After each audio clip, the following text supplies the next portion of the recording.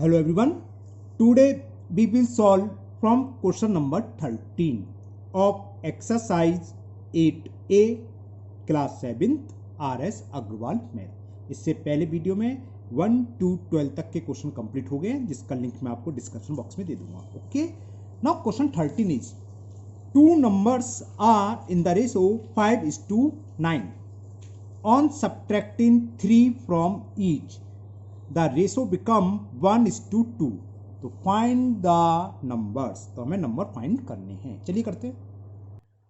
Okay, तो it is given ratio between numbers is equal 5:9। तो जब कभी भी रेशियो में कोई भी चीज देखो, हमने बताया था हम पहले लेट कर लेंगे, एज्यूम कर लेंगे, मान लेंगे नंबर है 5 और 9, साथ में एक सेम वेरिएबल, तो मानेंगे 5x 9x, 5a 9a, 5/9b, variable दोनों में सेम होगा, है ना।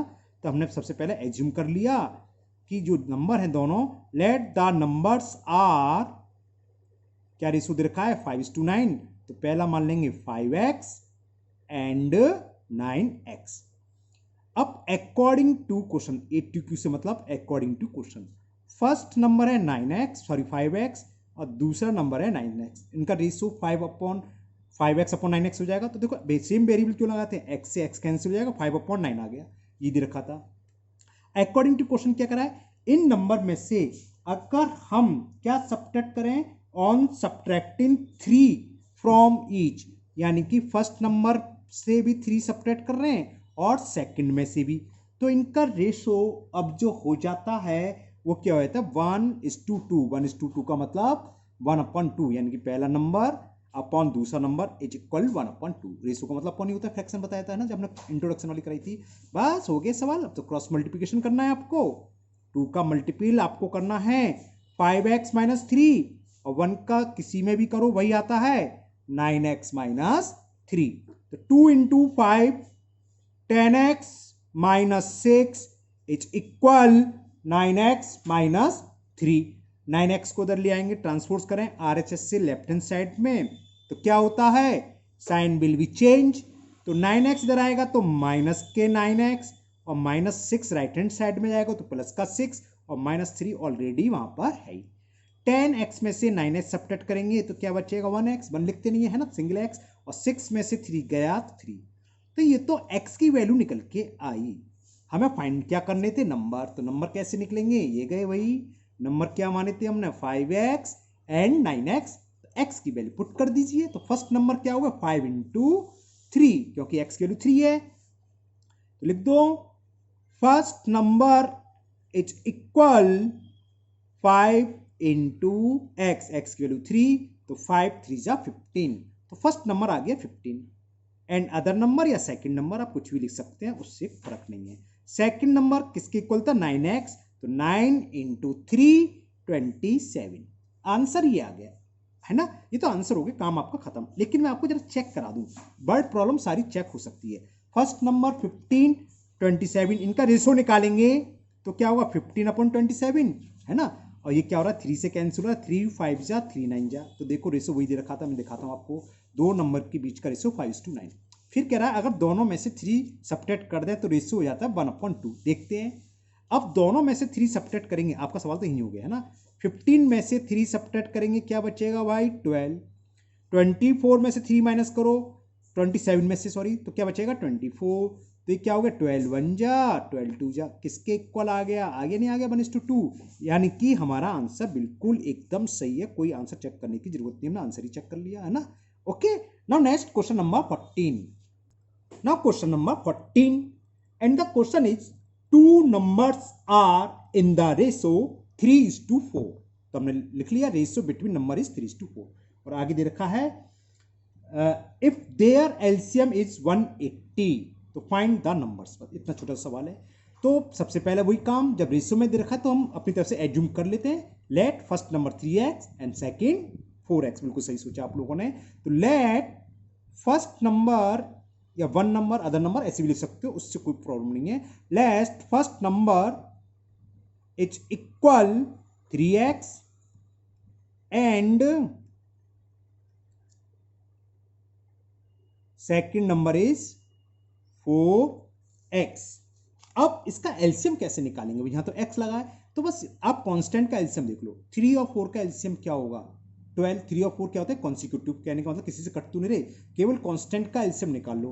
और 3 4 क्या है कॉन्सिक्यूटिव नंबर है, कॉन्सिक्यूटिव का नंबर क्या होता है देयर प्रोडक्ट, और x दोनों में आ रहा है तो एक बार x लिखोगे, तो इनका एलसीएम क्या होगा, केवल कांस्टेंट का मल्टीपल करते हैं और वेरिएबल एक ही बार लिखते हैं ना, x आ जाएगा। जानते हो आप, वैसे भी देखो 3 इंटू एक्स का मतलब क्या है, ये है 3 इंटू एक्स, 4 इंटू एक्स का मतलब 4x, एलसीएम ऐसे तो निकालते हैं, एक पूरा नंबर लिख लो। अब जो रह गया है 4 रह गया है, तो कितना आ गया 12x। क्लियर, ये दे रखा है तो लिखो देयर एलसीएम इज, कितना हो गया, अभी हमने निकाला 12x, और ये हमें गिवन है। एलसीएम किसके इक्वल दे रखा है कि इफ देयर एलसीएम इज 180, यानी कि 12x की वैल्यू दे रखी है 180, सो x की वैल्यू निकलेगी।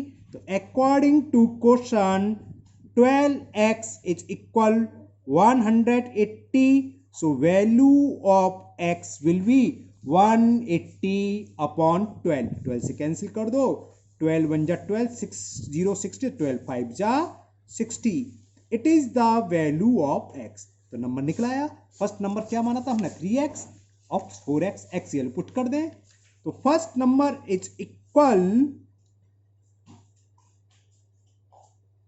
3 into x, the value of x is 15, that is 45, first number हो गया 45। एंड अदर नंबर या सेकंड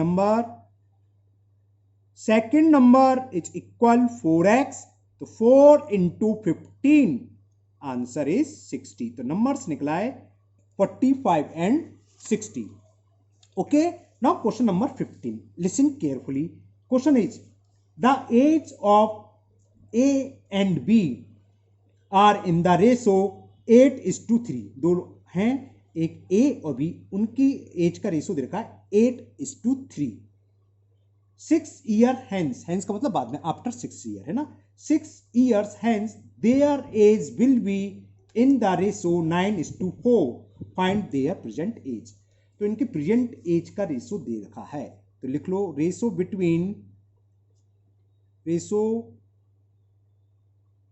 बिटवीन द एज, बल्कि present as,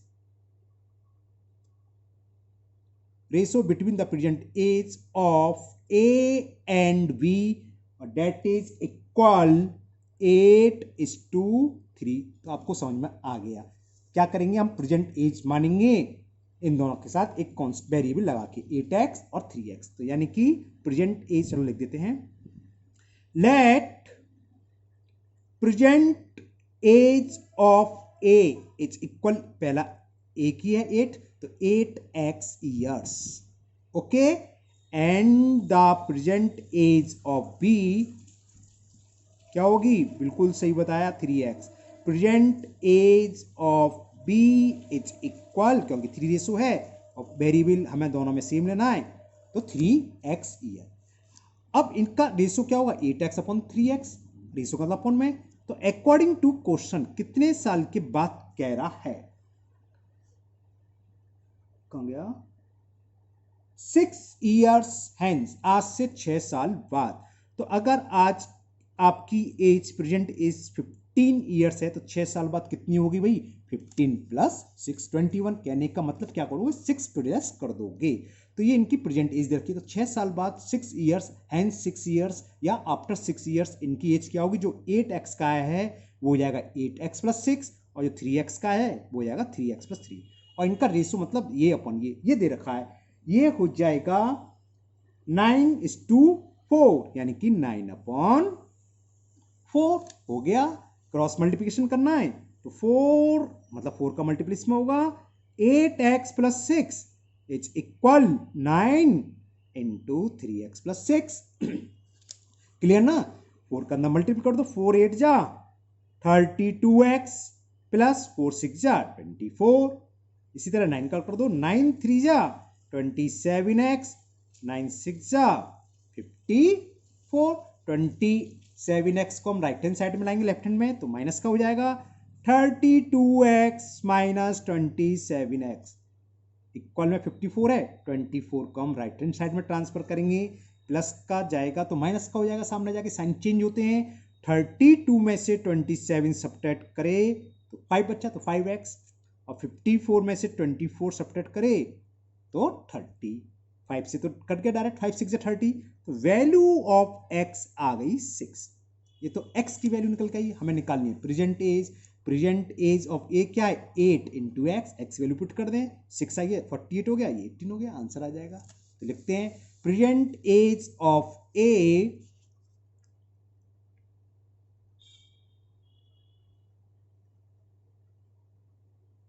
is 8 into x value 6 है, 8 6 48 ईयर्स, बाई आर भी लिख सकते हैं ना।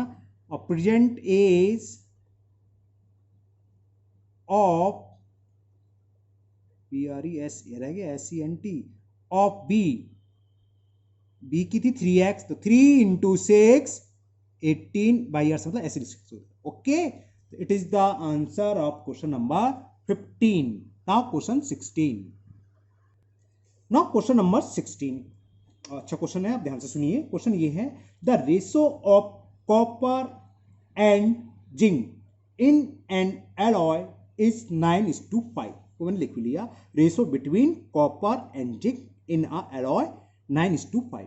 तो एलॉय में 9 अगर कैपेसिटी में कॉपर है तो 5 ग्राम या केजी या जो भी दे रखा है मिलीग्राम में क्या होगा जिंक, इसका मतलब ये होता है। और कुल एलॉय का वेट कितना होगा 9 + 5 14, ऐसे होता है ये सवाल, है ना।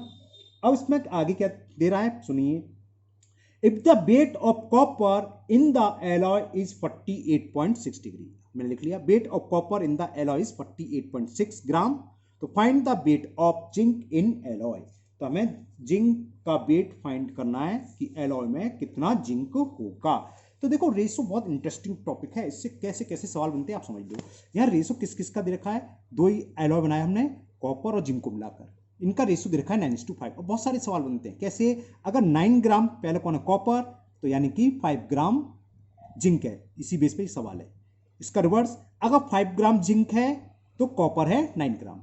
ओके, दूसरा क्या, इन दोनों का सम कर लो, 9 और 5 कितना है 14। अगर एलॉय का वेट 14 ग्राम है तो उसमें कॉपर कितना होगा, कॉपर का रेशो कितना 9 ग्राम। दूसरा, अगर एलॉय का वेट 14 ग्राम है तो जिंक का वेट कितना होगा 5 ग्राम। एक क्या बनता है, अगर कॉपर हमारे पास सिर्फ 9 ग्राम है तो टोटल एलॉय कितना है 9 + 5 14 ग्राम। इस तरह सारे क्वेश्चन बन जाते हैं इसी से। तो आप देखो क्या करेंगे, समझ में आ गया होगा आपको। हमें वेट ऑफ कॉपर दे रखा है 48.6 ग्राम, तो हमें जिंक का निकालना है। कैसे निकालेंगे, कोई यूनिटरी मेथड, यहां से आ जाएगा क्लियर। देखो कॉपर जब 9 ग्राम है तो जिंक कितना है 5 ग्राम, तो 1 ग्राम में कितना होगा 5/9, और इतने ग्राम में कितना होगा, इससे मल्टीपल कर देते हैं। तो wait of copper, wait of zinc कितना होगा, जिंक का रेशो कितना है 5 अप इनटू कॉपर का वेट कितना है 48.6 upon weight of copper in ratio, जो रेशो में हो, ये फॉर्मूला है, इससे लिख सकते हो। या मैं भी यूनिट मेथड से, चिंता मत करो, पहले से सोल्व करते हैं। 9 1 जा 9, 9 5 जा 45, 3 बचा, और 9 4 जा 46, 5 का मल्टीपल करते हैं, 5 4 जा 20, 5 5 जा 25 टू 7 27, तो इतने ग्राम वेट हुआ जिंक का। ये तो आंसर हो गया। अगर आपको नहीं समझ में आया तो देखो एक सिंपल सा मेथड बताता हूं मैं रेशो से लेके, ये 9:5, इसका मतलब क्या है, जब 9 ग्राम कॉपर है तो जिंक कितना है 5 ग्राम। तो unitary method, since if the wait of copper is 9 ग्राम, या if in alloy weight of जिसका भी दे रखा वो लिखोगे, कॉपर का दे रखा था मैं तो कॉपर लिखेंगे, वेट दिखाई नहीं देता तो मैं सुनना बोल रहा हूँ ना, ध्यान से सुनना। If in alloy weight of copper is 9 gram, then weight को WT लिख दिया खाली ना, वेट ऑफ जिंक कितना है, कितना है रेशो लिखेंगे, कितना है 5 ग्राम। देयरफॉर समझ में आ गया, if weight of copper is 1 gram then weight of zinc is 5/9, वही चीज आ गई देखो 5/9।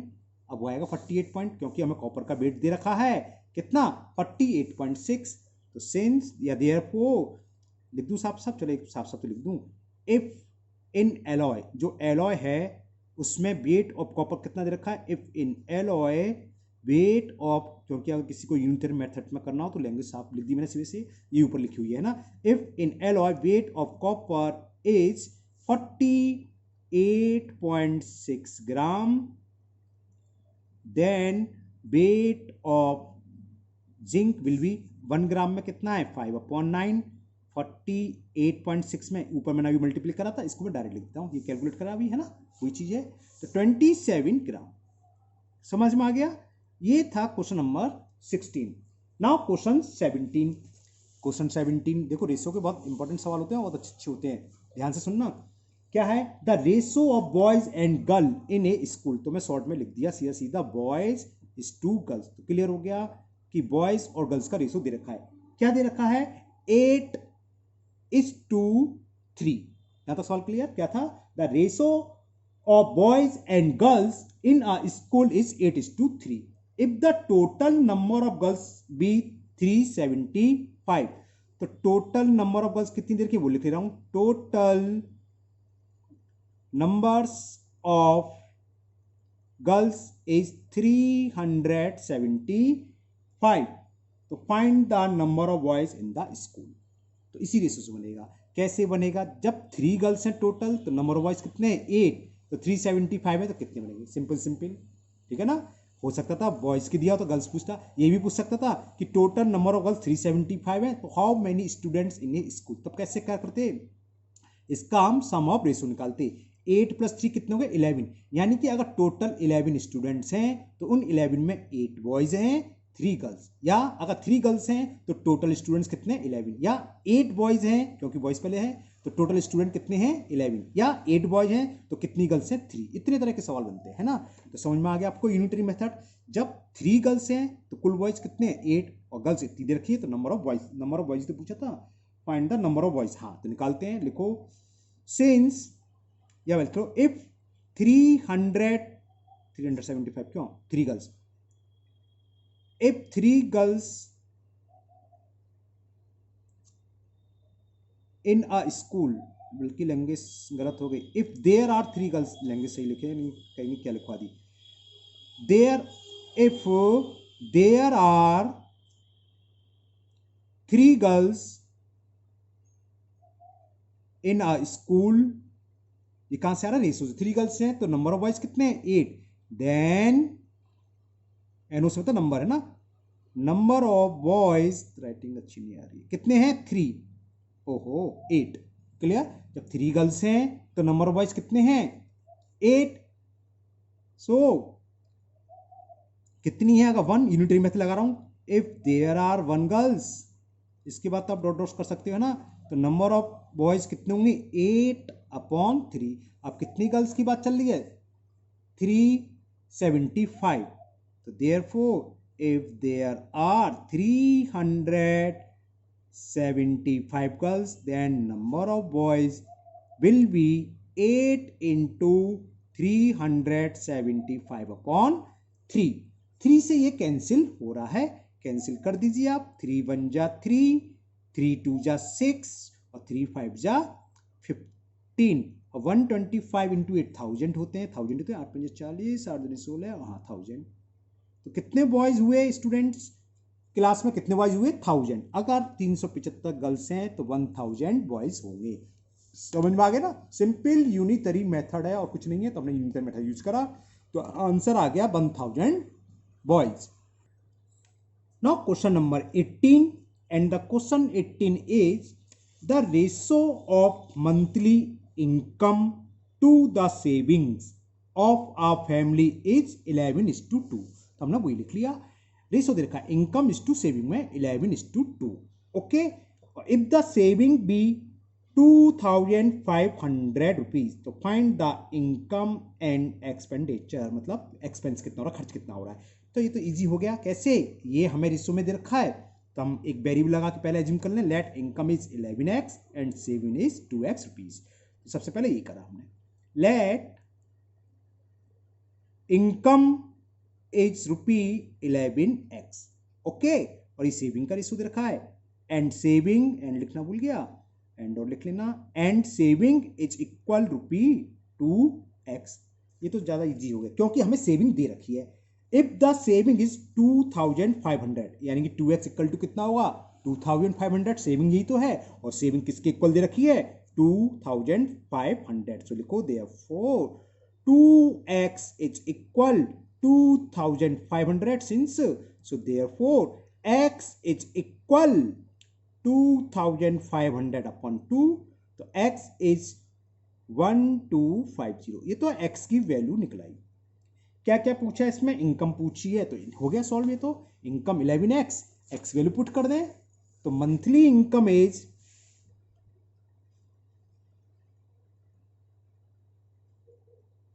मंथली, कैसे भैया रुक रहा है, मंथली इनकम 11 इंटू 1250, तो कितने रुपए आए, मल्टीपल कर देते हैं, 11 0 0, 11 5 जा 55, कैरी 5, 11 2 जा 22 और 5 27, कैरी 2, 11 बन जा 11 और 2, तो ये तो इनकम निकलाई 13,750। अब खर्चा कैसे निकलेगा, कैसे निकलेगा भाई, देखो यहाँ हमें सेविंग दे रखी है 2500 रुपये, सेविंग कितनी दे रखी थी 2005 पीस, ये देखो गिवन है।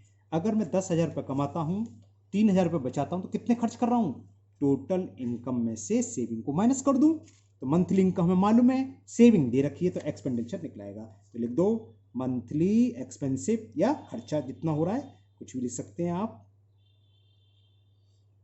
क्वेश्चन नंबर कौन सा था 18, हाँ, तो मंथली एक्सपेंडिचर कितना होगा, एक्सपेंडिचर टोटल इनकम कितनी है मंथली 13,750, और सेविंग हमें बुक में गिवन है क्वेश्चन में 2,500, ये कितना हो गया 11,250। सब्ट्रैक्ट कर रहे हैं भाई, 0 का 0, 5 का 5, और 7 में से 5 गया 2, 3 में से 2 गया 1 1, तो आंसर आ गया टोटल मंथली इनकम 13,750, और एक्सपेंसिव कितना हो रहा है 11,250 रुपीज। तो आज के वीडियो में हम क्वेश्चन नंबर 18 तक ही करेंगे, नेक्स्ट वीडियो में ये एक्सरसाइज खत्म हो जाएगी, 19 to 25 तक नेक्स्ट वीडियो में करेंगे, है ना।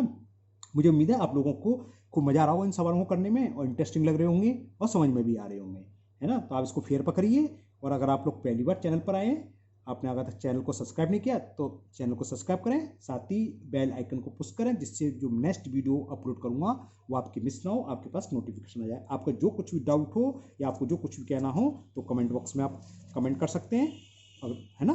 फिर मिलते हैं नेक्स्ट वीडियो में, thank you, have a nice day.